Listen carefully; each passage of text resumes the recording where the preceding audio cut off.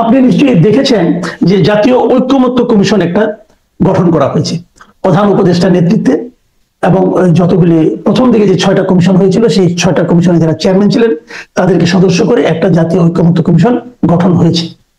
তো এই যে গঠন হতে পারাটা, এখন এরা বিভিন্ন রাজনৈতিক দলের সঙ্গে বসবেন, বসে তাদের সংস্কার প্রস্তাবগুলো নিয়ে আলোচনা করবেন, এবং তারপর হয়তো তারা একটা এই সংস্কারের বিষয়ে একটা জাতীয় ঐক্যমত্য তৈরির চেষ্টা করবেন। তো এই প্রক্রিয়াটা নিয়ে আপনি আসলে কতটুকু আশাবাদী, এটা কিভাবে সফল হতে পারে বলে আপনি মনে করেন? প্রথমত এটা একটা অবশ্যই ভালো উদ্যোগ, কারণ সরকার অনেকগুলো অর্থ ব্যয় করে, অনেক টাকা ব্যয় করে এই সংস্কার কমিশন গুলো করেছেন, এবং তাদের রিপোর্ট যদি আসে তার তো একটা মূল্যায়ন দরকার। কিন্তু মূল যে বিষয়টা হচ্ছে, যারা কমিশন গঠন করেছেন তাদের সাথে রাজনৈতিক দলগুলোর এখন আলাপ হবে, এটাই তো মূল লক্ষ্য। আমার মনে হয় কমিশনের লোক যারা আছেন, রাজনৈতিক দলের লোকেরা আছেন, মাঝখানে আরেকটা পার্টিকে আনা উচিত ছিল, যেখানে একটা মূল্যায়নের বিষয় আছে। আপনি আমার একটা রিপোর্ট দিলেন, আমি আপনাকে বললাম যে এটা মানো বা মানবা না। মাঝখানে আরো কিছু লোক এখানে ইনভলভ করলে ভালো হতো, যে আসলে ওনারা যে রিপোর্ট গুলো দিয়েছেন সেটা কতটা গ্রহণযোগ্য এবং কতটা বাস্তবসম্মত সেটা, এবং রাজনৈতিক দলগুলো যদি এখানে, এটা তো অবশ্যই রাজনৈতিক দলগুলো সততার উপর নির্ভর করছে। এই মূল বিষয়, এই সংস্কার কমিশন বাস্তবায়ন হবে কি হবে না, সংস্কারগুলো বাস্তবায়িত হবে কিনা, এবং কমিশনের সাফল্য। তো মাঝখানে যদি আরেকটা পার্টি থাকে তাহলে এখানে বিচারের একটা ইয়ে থাকে, যে কোন জায়গায় বাধা আছে। এখানে তো দুই পার্টি, আমি আপনি, মাঝখানে আরেকটা পার্টি যদি থাকে যে কেন নয়, তাহলে তখন একটা ভালো হতো আর কি, আমি মনে করি। এখানে অনেকে বলছে যে আবার রাজনৈতিক দলগুলোর প্রতিনিধি রাখা, আমার মনে হয় যে প্রতিনিধি রাখা সেটা আবার একটা কেওয়াস তৈরি হবে, এতগুলো প্রতিনিধিকে মানানো এটা কঠিন। তো যে রাজনৈতিক দলগুলো তাদের যেই প্রস্তাবগুলো যেটা আছে সেটা নিয়ে তাদের যে মতামত সেটা দিল, তারপর কম্পাইল করে একসঙ্গে আবার বসা করলো। আমার মনে হয় কোন পদ্ধতিতে তারা করবে জানি না, এভাবে করলে ভালো হতো আর কি। আপনার কি মনে হয় যে এই যে ঐক্যমত সবার সঙ্গে বসে, আমি যতটুকু শুনেছি যে কমিশনের যে রিপোর্ট গুলো আছে, রিপোর্ট গুলো তারা পলিটিক্যাল পার্টিগুলোকে দিয়েছে, এবং পলিটিক্যাল পার্টিগুলো ওগুলো পড়ে নিজেদের মতামত সহ তারা আবার ব্যাক করবে, তারপরে তারা একসঙ্গে বসবে, এবং যে যে পয়েন্টে সবাই একমত হবে কেবল সেইগুলো রাখা হবে, যেগুলো সবাই একমত না হবে কেউ আপত্তি করবে ওটাকে যদি চেঞ্জ করে রাখা সম্ভব হয় রাখবে না, এরকম একটা প্ল্যান করা হয়েছে বলে আমি শুনেছি। আমার বক্তব্য যদি এটাও হয়, তাহলে আপনার কি মনে হয় এই ঐক্যমত তৈরি হতে কতদিন লাগতে পারে সময়? মানে এই যদি এই ফেব্রুয়ারির মাঝামাঝি শুরু হয় তাহলে কি এটা কখনো?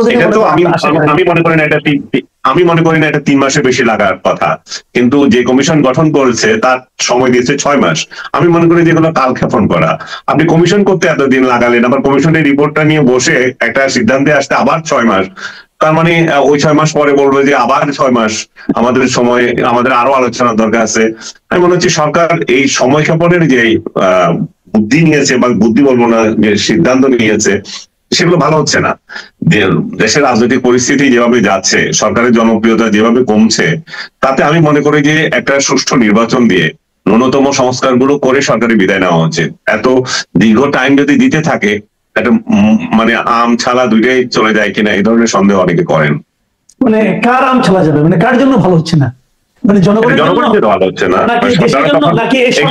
হবে তখন সরকার যদি এটা বাস্তবায়ন না করতে পারে যতটা সময়ে, তখন এক ধরনের কেওয়াস তৈরি হবে, এবং এই কেওয়াজের মধ্যে ওনারা যদি চলে যেতে চান তাহলে এটা তাড়াতাড়ি তাড়াহুড়ো করে একটা কিছু করে দিয়ে যাবেন। আর যদি ওনারা যদি ব্যর্থ হন তাহলে দ্বিতীয় শক্তি আসবে, দ্বিতীয় যারা আসে তারা করবে, তখন আবার টাইম নিবে, ওরাও বলবে যে আরো আমাদেরকে টাইম দাও, আমরা দেখি।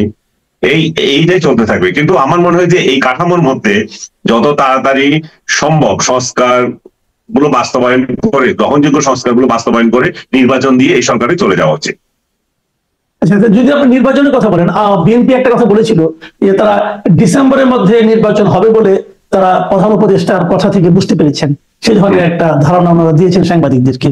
আপনার কি মনে হয় ডিসেম্বরের মধ্যে কি আপনার বিবেচনায় নির্বাচন হওয়া সম্ভব? 100% সম্ভব। এটা নির্ভর করছে আগে সরকারগুলো দেখেন না, ক্যাটাগরি গভর্নমেন্ট গুলো 3 মাসের মধ্যে যদি নির্বাচন দিতে পারে, এখানে 2 বছর লাগার কি হলো? ডিসেম্বর মানে হয়তো 1.5 বছর, 1.5 বছরও যদি পারবেন না তাহলে আর কখন পারবেন? এটা সদিচ্ছার উপর নির্ভর। আমি মনে করি যে ডিসেম্বরের আগেও করা যায়, ওনারা যদি চান, ওনারা আসলে কি চান সেটা হচ্ছে বিষয়। আমি সরি টু সে, আমি যদি এখন একটু সমালোচনা করে হয়তো অনেক অন্যভাবে নেবে। ডক্টর ইউনূসের কি দরকার দেশের বিদেশের এতগুলো সেমিনারে অংশগ্রহণ করে এতগুলো লোক নিয়ে যাওয়া? ওনার কাজকে এখন সেমিনার করে বেড়ানোর টাইম হয়েছে নাকি? বিভিন্ন সংগঠন যারা দাওয়াত দিবে উনি চলে যাবেন? ওনার তো উচিত না এগুলোতে যাওয়া। না, রাষ্ট্রের মধ্যে কি সমস্যা তৈরি হয়েছে? রাষ্ট্র, আমরা একটা যুদ্ধের মধ্যে আছি, আমরা একটা গৃহযুদ্ধ পরিস্থিতি, আবার সংস্কার নিয়ে আমাদের যে কর্মসূচি সেগুলো আমরা কিভাবে বাস্তবায়ন করব, আমাদের অর্থনৈতিক সংগ্রাম, আমাদের আইন শৃঙ্খলা সংগ্রাম, এই সময় গিয়ে আমি ইন্টারন্যাশনাল মানে কতগুলা মানে এটা কি বলে টকশো দোকানে গিয়ে কথা বলার মতো মানে নেই। ডক্টর ইউনূস আমাদের নেতা হয়েছেন, ডক্টর ইউনূস বাংলাদেশের প্রাইড, এটা তো সবাই জানে। ওনার ওইখানে গিয়ে আমার নতুন করে কি করার আছে? ওনার সাথে কে মিটিং করলো না করলো এগুলো কি আসে যায় আমাদের এখন? ওনার তো ইন্টারন্যাশনাল মানে ওনার এমন অবস্থায় আছেন যে ওনার যাওয়ার খুব জরুরি না ওগুলাতে যাওয়ার। তো উনি যদি এগুলো নিয়ে ব্যস্ত থাকেন তাহলে 6 মাস কেন, আরো 2 বছর 3 বছর হবে না? আমি মনে করি যে ওনার এই সমস্ত মানে কম গুরুত্বপূর্ণ, যে উনি জাতিসংঘে গিয়েছেন ঠিক আছে, সেটাও একটা টকিং ক্লাব, সেটাও তো একটা প্রাথমিক অবস্থায় উনি গেছেন, সেখানে বিভিন্ন অর্গানাইজেশন আছেন। কিন্তু এই দুবাই যাওয়া, তারপর আরো কতগুলো যাওয়া, মানে আমি নাম বলতে চাই না, যেগুলো অগুরুত্বপূর্ণ, সেখানে কয়জন রাষ্ট্রপ্রধান যান? হ্যাঁ, খালি দাওয়াত দিলে চলে যাবেন কেন? উনি তো নিজেকে সস্তা করা উচিত না? আরেকটা বিষয় হলো যে আমাদের নির্বাচন কমিশনের পক্ষ থেকে একটা কথা বলা হয়েছে যে যদি সরকার চায় তাহলে জাতীয় নির্বাচনের আগেই তারা স্থানীয় সরকার নির্বাচনটা করতে পারবে। এখন স্থানীয় সরকার নির্বাচনটা কি একটা এরকম নির্দলীয় সরকারের অধীনে করাটা কি আপনি বেটার মনে করেন? মানে আগে করতে আপনি চাইবেন নাকি বলবেন যে স্থানীয় সরকার? শুনেন, স্থানীয় সরকারের নানা টায়ার আছে, তাই না?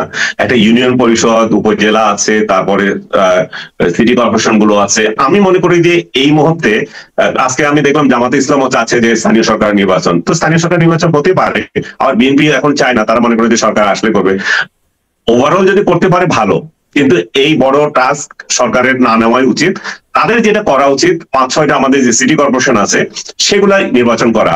এই সিটি গুলো যদি ওনারা নিয়ন্ত্রণ এখানে এক ধরনের প্রশাসন তৈরি হয়, নির্বাচিত প্রশাসন তৈরি হয়, তাহলে দেশের কিন্তু শান্তি শৃঙ্খলার অর্ধেকই আমি মনে করি যে নিয়ন্ত্রণ হয়ে যায়। কারণ যে আনরুলি ব্যবস্থা চলছে সেটা কিন্তু অনেকটা কমে যাবে। দ্বিতীয়ত, এই সরকারের পক্ষে সেটা কিন্তু একটা ট্রায়ালও হয়। আপনি কি করতে যাচ্ছেন, আপনার সক্ষমতা কতটুকু, এবং ইলেকশনের সবচেয়ে বড় চ্যালেঞ্জ হচ্ছে আইন শৃঙ্খলা। আপনি আইন শৃঙ্খলা কতটা রক্ষা করতে পারছেন, আপনি কতটা দক্ষতার সঙ্গে এটা সামাল দিতে পারছেন, আপনি কতটা নিরপেক্ষভাবে নির্বাচন করতে যাচ্ছেন। কারণ আপনার কিংস পার্টি, আপনার বিএনপি, আপনার জামাত, আপনি আসলে কি সেটা তো মানুষ বিভ্রান্ত। আপনি কাকে সাপোর্ট দিচ্ছেন? এই সাপোর্টের জায়গায় আমি মনে করি যে সরকারের উচিত 6টা, আমার মনে হয় 6টা সিটি কর্পোরেশন আছে, 6টা কি 5টা, তো সেই কয়টা ইলেকশন করে দেওয়া উচিত, এবং এটা যত তাড়াতাড়ি পারে করা উচিত। এটা সরকারের জন্য ভালো, মানুষও বুঝতে পারবে এদের ব্যাকবোন আছে কিনা। আপনি যে আইন শৃঙ্খলার কথা বলেন যে সরকারের হাতে আসলে সেই আইন শৃঙ্খলাটা কন্ট্রোল করতে পারছে কিনা, এই জিনিসটা হয়তো এরকম একটা স্থানীয় সরকার নির্বাচন হলে, মানে সিটি কর্পোরেশন গুলো নির্বাচন হলে কিছুটা টের পাওয়া যাবে। কারণ আপনি জাতীয় নির্বাচনে তো বড় আকারে সারা দেশ জুড়ে সেই আপনার ল অ্যান্ড অর্ডার সিচুয়েশনকে আপনার নিয়ন্ত্রণ করতে হবে। তো এখন এই লক্ষ্যে সরকার যে দেখলাম যে সম্প্রতি আপনার ডেভিল হান্ট তারা একটা উদ্যোগ নিয়েছে। তো আপনি এই ডেভিল হান্টের মানে এই উদ্দেশ্য এবং এর যে সাফল্য, এটা নিয়ে আপনি কতটুকু মানে আশাবাদী? ডেভিল থাকলে তো হান্ট করবে, সমস্যা নাই, কিন্তু 6 মাস পরে ডেভিল হান্ট করতে যাওয়া মানুষ সন্দেহ করছে। বিশেষ করে যখন গাজীপুরে পাল্টা আক্রমণ হলো, যখন সমন্বয়কদের পিটানো হলো, তখন যদি ডেভিল হান্টের কথা মনে আসে তাহলে ডেভিল কারা এখানে তো ক্লিয়ার হয়ে যায়। ডেভিল তাহলে যারা প্রতিরোধ করবে তারাই ডেভিল। তো আমি মনে করি যে ডেভিল যদি সারা দেশে থেকে থাকে তাহলে অবশ্যই হান্ট করবে, কিন্তু মানুষ এই ডেভিলদের থেকে এখন বেশি ভয় পাচ্ছে ছিনতাইকারীদেরকে, ছেঁচড়া চোরদেরকে। তাদের জন্য রাস্তায় বেরোতে পারছে না, তাদের গাড়ি আক্রমণ করছে, তাদের রিক্সা আক্রমণ করছে। এগুলো তো এইটুকু ডেভিল কিনা জানি না, আর এগুলো তো সামাল দিতে পারছে না। সো ডেভিল হান্ট যদি নিরপেক্ষভাবে হয়ে থাকে, যদি সত্যিকার অর্থে যারা এখানে আপনার আইন শৃঙ্খলার রক্ষার ক্ষেত্রে বাধা হয়ে থাকে, রাজনৈতিক প্রতিহিংসা নিয়ে যদি এখানে সরকারকে অস্থিতিশীল করতে যায়, বিশেষ করে এটা তো অস্বীকার করার জো নাই যে বিগত শেখ হাসিনার সরকারের আমলে যারা লুটপাট করে বাইরে আশ্রয় নিয়েছে তারা এটা করতেই পারে, কারণ তাদের লুটপাটের জায়গা বন্ধ হয়ে গেছে। দ্বিতীয়ত, তাদের আসা যাওয়া বন্ধ হয়ে গেছে, তারা আবার আসবে, আবার লুটপাট করবে, এরকম স্বপ্ন নিয়েও তারা আইন শৃঙ্খলা পরিস্থিতি করতে পারে, খারাপ করতে পারে।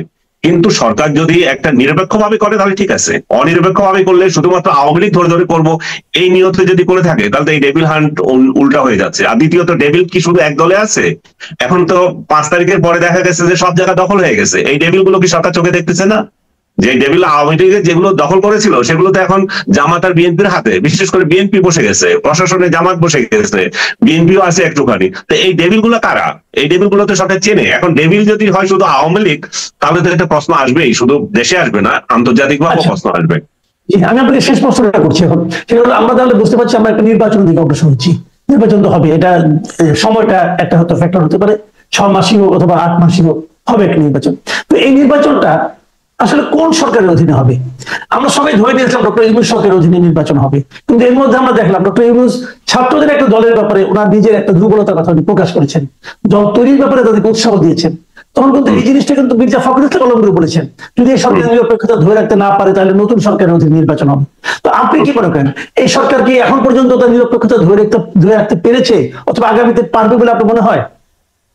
দেখেন, আমি যখনই 5 তারিখের পরে সরকার প্রতিষ্ঠিত হয়েছিল, আমরা এটা ওয়েলকাম করেছি, এবং আমি তার সমালোচনা জায়গায় রাখি নাই, কারণ তাকে টাইম দিতে হবে। কিন্তু 6 মাস পার হয়ে গেছে, 6 মাসের পরে আর তাকে আগের দৃষ্টিতে দেখা, হানিমুন পিরিয়ড বলে পার করা, এটা তো আর সম্ভব হচ্ছে না। তো এখন সরকারের আমাদের বিভিন্ন দিকগুলো আমরা সমালোচনা করতে হবে, যেগুলো ভালো করছে সেগুলো প্রশংসা তো অবশ্যই করছি, আগের মতোই করব। সরকার অবশ্যই এই 6 মাসে দেখা যাচ্ছে যে এটা একসময় দেখা যায় যে কার সরকার, এটা একটা বিভ্রান্তিতে ছিল, বিএনপি না জামাতের না আমলাদের এই ধরনের, না আর্মি সরকার।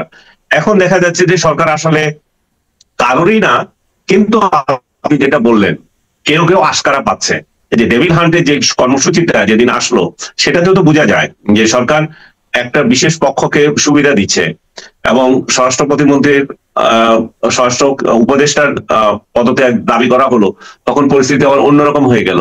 তো সবকিছু আমি মনে করি যে মানুষ বুঝে না তা না, মানুষকে এত বোকা ভাবার কোনো কারণ নাই। সরকার অবশ্যই তার নিরপেক্ষতা হারাচ্ছে।